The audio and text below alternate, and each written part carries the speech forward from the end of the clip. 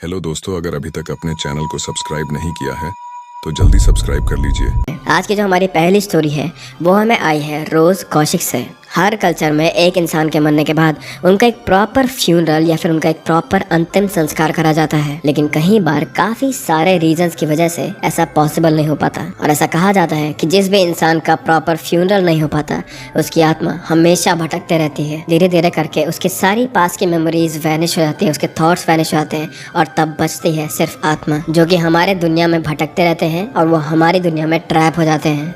According to a lot of stories, जितनी भी spirits हमारी दुनिया में वो जितना ज़्यादा टाइम बिताते हैं यहाँ, उतनी ज़्यादा उनकी पावर बढ़ते रहती है। और यही रीज़न है, तुमने पहले भी स्टोरी सुनी होगी कि भूत लोगों को अटैक करते हैं। यही रीज़न होता है कि ये जो एवल स्पिरिट होती हैं जो हमारे आसपास मौजूद होती है वो एक्चुअल में हमें हार्म क्यों करती हैं। और आज की स्टोरी भी कुछ ऐसी ही है जो हमें आती है भटिंडा, पंजाब से।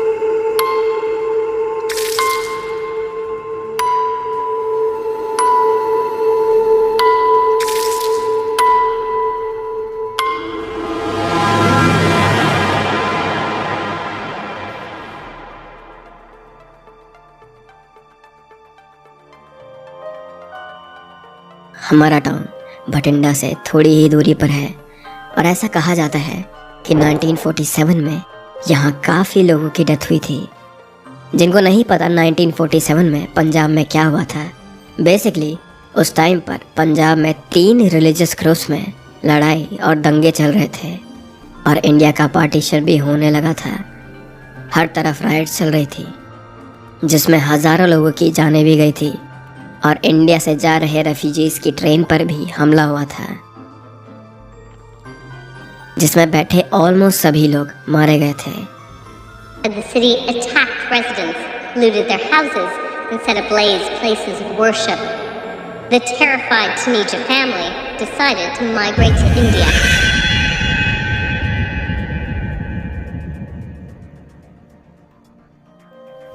इसीलिए कहा जाता है कि हमारे टाउन में आज भी उन लोगों की आत्माएं घूमती हैं। ये बात आज से करीब 19 से 20 साल पहले की है। उस टाइम पर मेरी एज कुछ 5 या 6 साल की होगी। उस समय हमारा एक बैंक्वेट हॉल हुआ करता था जो कि नेशनल हाईवे पर बना हुआ था। उसको पूरा मेरे पापा ही मैनेज करते थे और जिस दिन कोई फंक्शन नहीं होता था उस दिन मेरे पापा रात को 8 या 9 बजे तक घर आ जाते थे। लेकिन जब भी कोई फंक्शन या बुकिंग होती थी तब वो रात में काफ़ी लेट घर आते थे, तो उन्हें अक्सर ऐसे दिनों में घर आने के लिए 11 या 12 बज जाते थे। होटल से हमारे घर तक आने में करीब 20 या 25 मिनट ही लगते होंगे। इसीलिए पापा हमेशा बाइक से ही आया जाया करते थे। हमारा घर ज़्यादा दूर नहीं था, लेकिन रास्ते में एक नहर पड़ती थी जिसकी एक तरफ मेन रोड थी और दूसरी तरफ एक कच्चा रास्ता था जो खेतों के साथ लगता था। दिन में तो वहाँ अक्सर लोग अपने खेतों में काम करते थे, लेकिन रात को उस रास्ते पर कोई नहीं होता था और गांव से बाहर होने की वजह से ना वहाँ किसी का घर था और ना ही कोई स्ट्रीट लाइट्स। इसीलिए ज़्यादातर लोग रात में वहाँ जाना अवॉइड करते थे। बट रात में मेन रोड पर काफ़ी ट्रक्स और बड़े व्हीकल्स चलने लगते थे, जिसकी वजह से पापा लेट होने पर उस कच्चे रास्ते से आना ज़्यादा सेफ समझते थे टू अवॉइड एक्सीडेंट्स।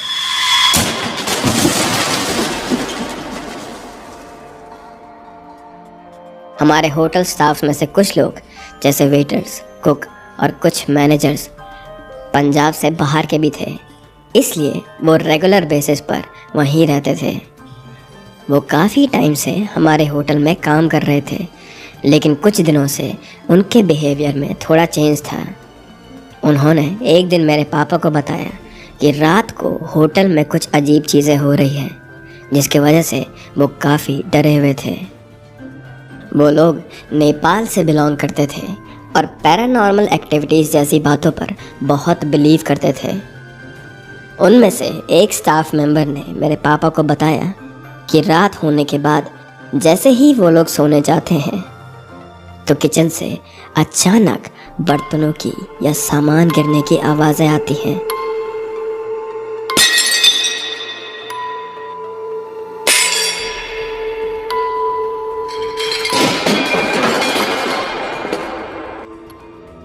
हमारे होटल के टेरेस पर जाने के लिए स्टेयर्स का जो दरवाज़ा है उस पर एक लॉक लगा हुआ है जो कभी कभी ही खुलता था। हमारे एक स्टाफ ने बताया कि रात में करीब 1 या 2 बजे उसे स्टेयर्स पर किसी के भागने की आवाज़ आती है।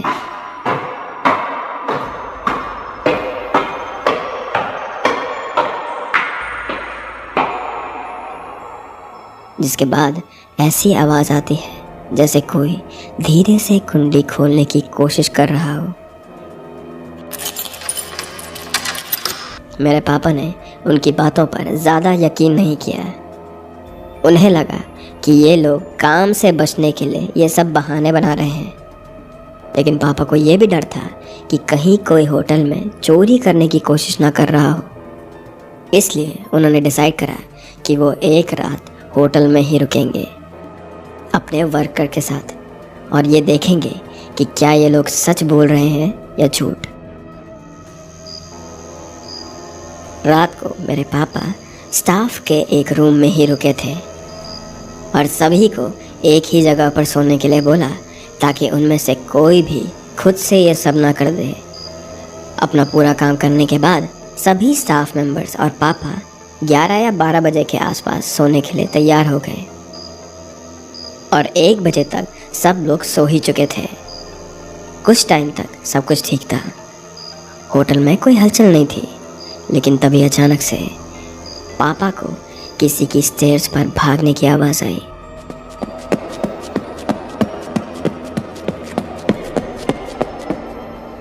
और उनकी आंख खुल गई। उन्होंने जल्दी से उठकर सभी स्टाफ मेंबर्स को देखा, लेकिन सब लोग वहीं सोए हुए थे। अगर सब लोग यहाँ हैं तो ऊपर स्टेयर्स पर कौन है? पापा ऐसा सोच ही रहे थे कि उन्हें अचानक से टेरेस के गेट की कुंडी खुलने की आवाज़ आई।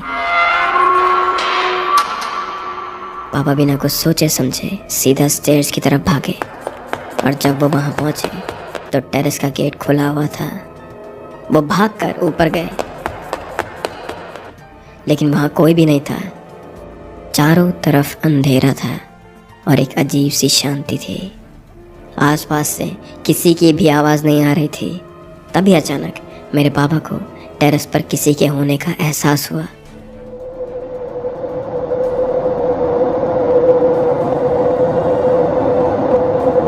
कुछ ऐसा जो इंसान या जानवर नहीं था, शायद एक अजीब सी नेगेटिव एनर्जी।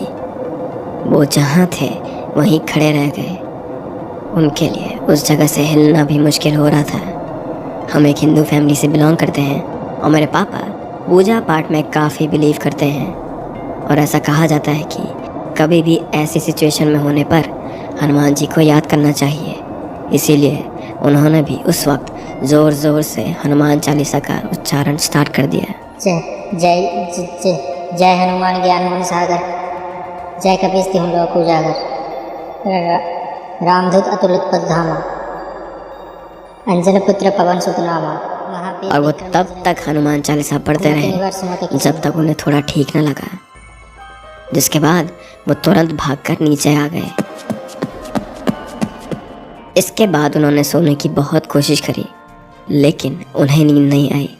वो पूरी रात भर बस हनुमान चालीसा पढ़ते पढ़ते सुबह का वेट करते रहे। अगले दिन उन्होंने पूरी बात सबको बताई और तुरंत होटल में एक शांति पाठ करवाने का डिसाइड किया। एक पंडित को बुलाकर हमने होटल में एक बड़ी सी पूजा करवाई, जिसके बाद होटल में चीज़ें सुधरने लगी थी और ऐसा लग रहा था कि सब कुछ ठीक हो रहा है। लेकिन अब मेरे पापा को होटल के बाहर भी काफ़ी अजीब चीज़ें फील हो रही थी। उन्हें ऐसा एहसास होता जैसे कोई उनके आसपास मौजूद है और उन्हें देख रहा है। उनकी हेल्थ पर भी थोड़ा असर होने लगा था। एक दिन पापा होटल से अपना काम ख़त्म करके घर लौट रहे थे और तब रात के करीब 12 बज रहे थे। पापा उसी कच्चे रास्ते से होकर आ रहे थे जो मेन रोड से लगी नहर के बराबर में ही था। हमेशा की तरह उस रास्ते पर कोई नहीं था और वहाँ पूरा अंधेरा था। सिर्फ पापा की बाइक की हेडलाइट से थोड़ा उजाला हो रहा होगा शायद से। कुछ दूर चलने के बाद जैसे ही उन्होंने टर्न लिया, उन्हें ऐसा लगा जैसे कुछ दूरी पर रोड के किनारे एक लेडी खड़ी है जिसने रेड कलर का सूट पहना है और वो उनसे लिफ्ट मांगने का इशारा कर रही थी। उन्हें पहले तो थोड़ा ठीक नहीं लगा क्योंकि वो गांव का एरिया था और ऐसे ही लिफ्ट मांगने के बहाने यहाँ चोरी करने के लिए भी बहुत लोग आते थे। लेकिन फिर उन्होंने सोचा कि शायद ये लेडी पास के गांव की होगी और इसे अपने घर तक लिफ्ट चाहिए होगी। ऐसा सोच के उन्होंने अपनी बाइक स्लो करी और जहाँ वो लेडी खड़ी हुई थी उस तरफ मुड़ गए। लेकिन जैसे ही उन्होंने अपनी बाइक वहाँ रोकी, उस स्पॉट पर कोई भी नहीं था। पापा ने घबरा कर इधर उधर देखा लेकिन वहाँ कोई नहीं था। लेकिन तब ही उन्होंने देखा कि वो लेडी रोड के ऑपोजिट साइड के खेत में फसल के ऊपर हवा में खड़ी हुई थी और पापा को देखकर स्माइल कर रही थी।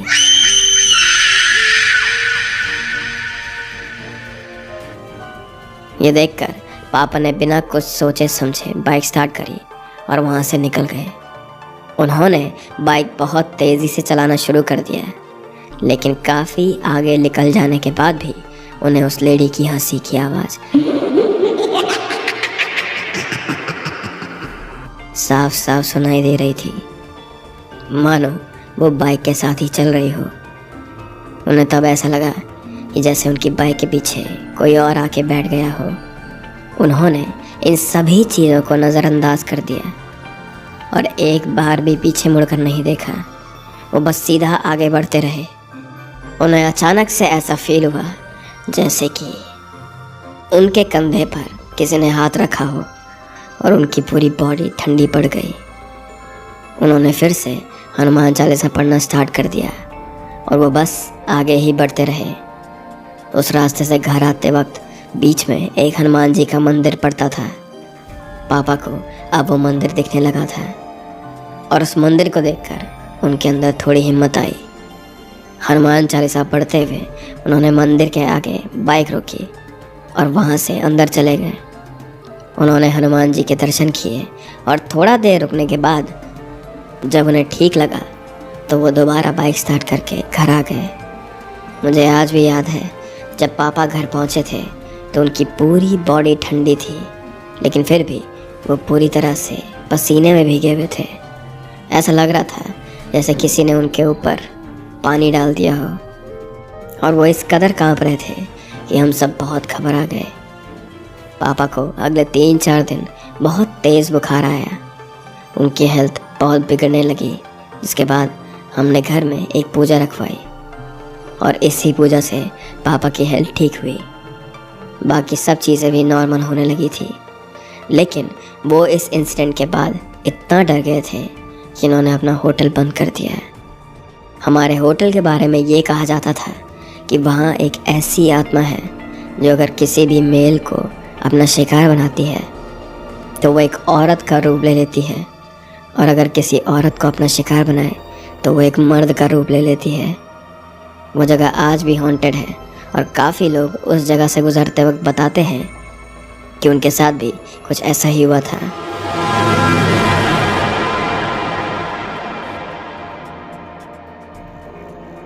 आज तो उस जगह पर पूजा पाठ करवा के एक मंदिर बना दिया गया है, लेकिन उस रात जो मेरे पापा के साथ हुआ था वो चीज़ वो अभी तक नहीं भुला पाए हैं।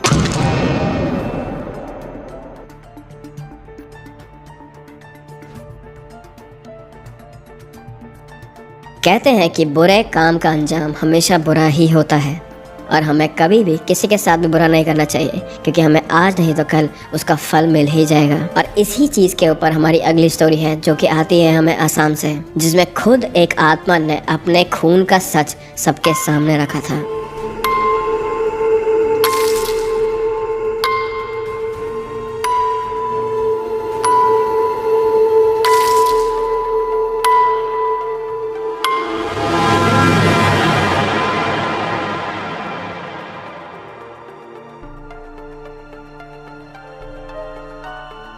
ये इंसिडेंट दिसंबर 2013 का है, जब मैं एक स्टूडेंट था और आसाम नारंगी में मेरा कॉलेज होने की वजह से उस टाइम मैं वहीं एक रूम रेंट पर लेकर रह रहा था। मैं अकेला ही रहता था और मेरा ज़्यादातर दिन कॉलेज में ही निकल जाता था। एक दिन कॉलेज से घर आने में मुझे शाम के 4 बज गए थे। सर्दियों का टाइम था, इसलिए बाहर अंधेरा होने शुरू हो गया था। कॉलेज से आने के बाद मैं थोड़ा थक गया, इसलिए मैंने कुछ देर रेस्ट करने का सोचा और सोचते सोचते मुझे नींद भी आ गई थी। लेकिन नींद में मुझे ऐसा लगा जैसे कोई मुझे उठा रहा हो।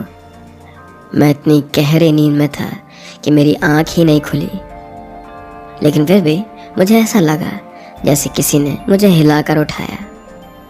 मैं इतना घबरा गया कि सीधा उठकर बैठ गया। मुझे बहुत पसीना आ रहा था और मेरे पूरे रूम में अंधेरा हो रहा था। मुझे पैरानॉर्मल एक्टिविटीज़ पर बिलीव तो नहीं था, लेकिन मुझे कुछ अजीब सा फील हो रहा था।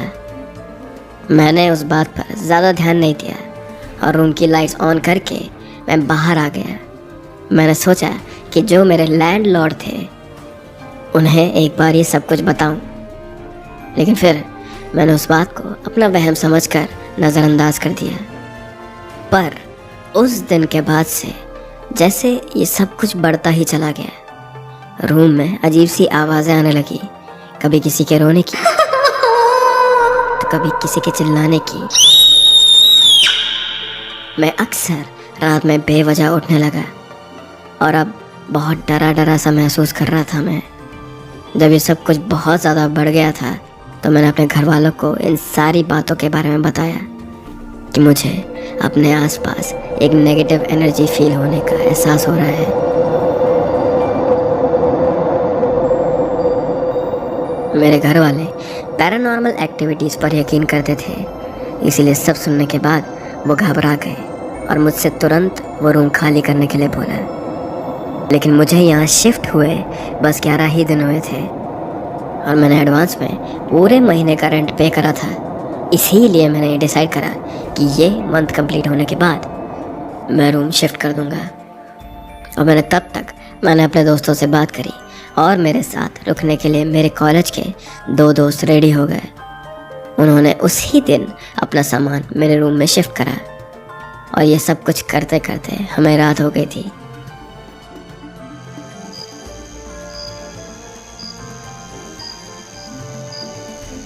हम लोग बहुत थके हुए थे और हमें भूख भी लग रही थी, तो हमने डिनर में चिकन करी बनाया और उसे थोड़ा पकने के लिए गैस पर छोड़कर कुछ देर बाहर रेस्ट करने के लिए चले गए। मेरा एक दोस्त किचन से बाहर आने के बाद थोड़ा डरा हुआ था।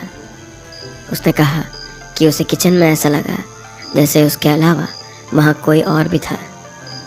वो अपनी बात बता ही रहा था कि अचानक हमारे रूम में रखा हुआ टेप रिकॉर्डर अपने आप ऑन हो गया।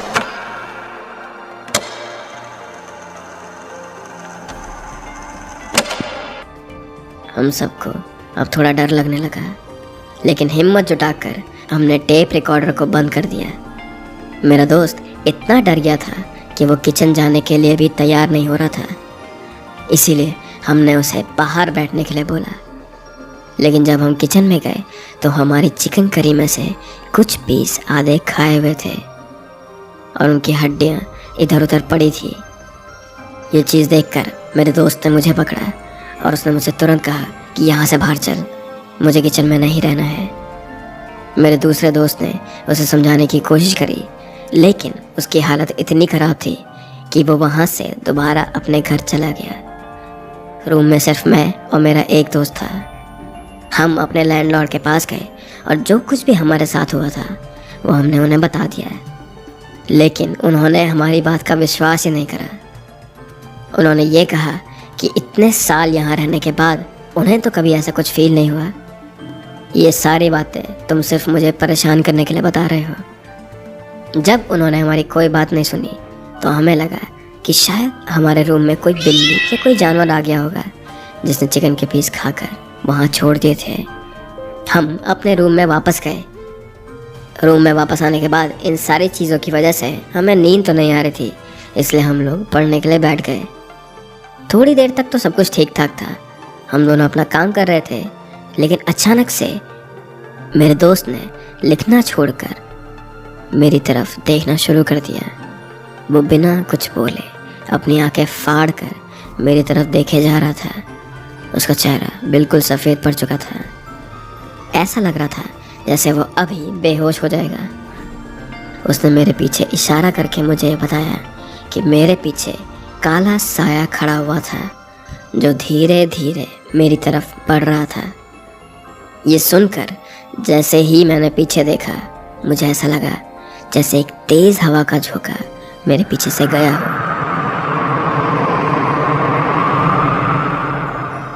कमरे के एक कोने में बिल्कुल अंधेरा था और वहाँ ऐसा लग रहा था जैसे कोई खड़ा हुआ है और हमारी तरफ देख रहा है।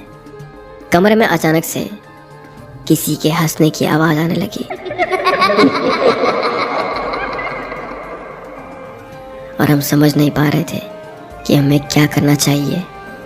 हमें पता था कि हमारे लैंडलॉर्ड हमारी किसी भी बात का भरोसा नहीं करेंगे और ना ही वो हमारी कोई हेल्प करेंगे। इसलिए हमने जैसे तैसे अपनी रात काटी और अगले दिन जब लैंडलॉर्ड घर पर नहीं थे तब हमने एक तांत्रिक को अपने रूम पर बुलाया। तांत्रिक ने रूम में आते ही किसी आत्मा की मौजूदगी के बारे में हमें बताया और एक पूजा करने के लिए बोला। उन्होंने जैसे ही पूजा स्टार्ट करी तो कमरे के उसी कोने में फिर ऐसा लगने लगा जैसे कोई वहाँ पर खड़ा हो, पर इस बार हमें साफ साफ एक लड़की की परछाई दिखाई दे रही थी जो वहाँ गुस्से में खड़ी थी।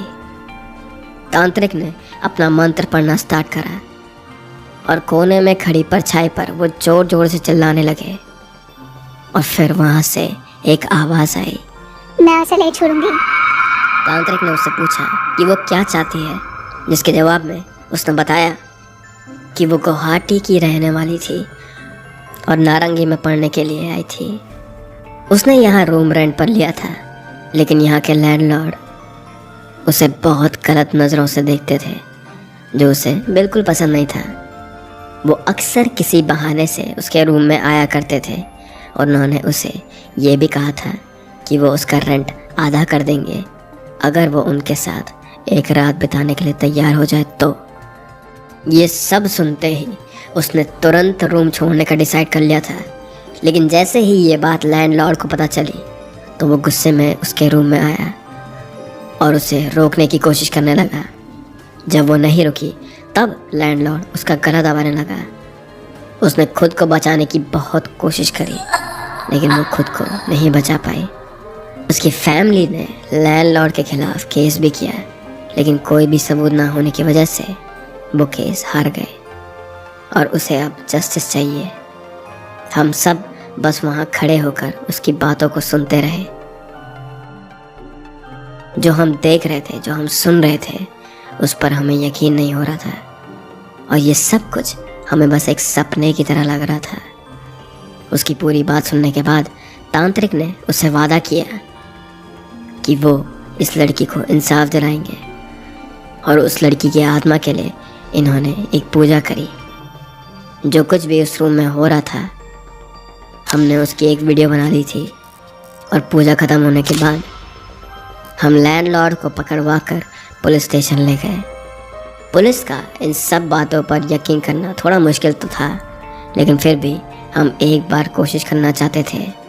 पुलिस स्टेशन पहुंचकर हमने वो वीडियो पुलिस को दिखाई और वहाँ से हमें पता चला कि उस लैंडलॉर्ड के पास में भी काफ़ी क्रिमिनल रिकॉर्ड थे।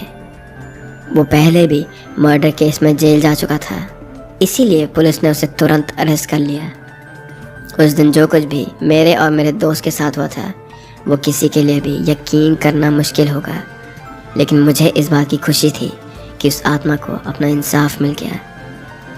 अगर मैं पहले ही इस रूम से शिफ्ट कर लेता तो शायद उसकी आत्मा को कभी शांति ना मिलती और फ्यूचर में हो सकता था कि किसी और के साथ भी ऐसा ही हो जाता। मैंने अपनी फैमिली को जो कुछ भी मेरे साथ हुआ वो सब कुछ बता दिया और उसके बाद मैं अपने दोस्त के रूम में शिफ्ट हो गया। मैं और मेरा दोस्त अब साथ रहने लगे। आज भी जब मैं इस बारे में सोचता हूँ तो मुझे लगता है कि दुनिया में ऐसे कितने लोग हैं जो क्राइम करने के बाद बच जाते हैं, जिनके साथ कुछ नहीं होता और वो ऐसे ही फ्रीली घूमते रहते हैं। लेकिन इस इंसिडेंट ने मुझे एक बात सिखाई है, किसी का बुरा करके कभी भी कोई बच नहीं पाता है।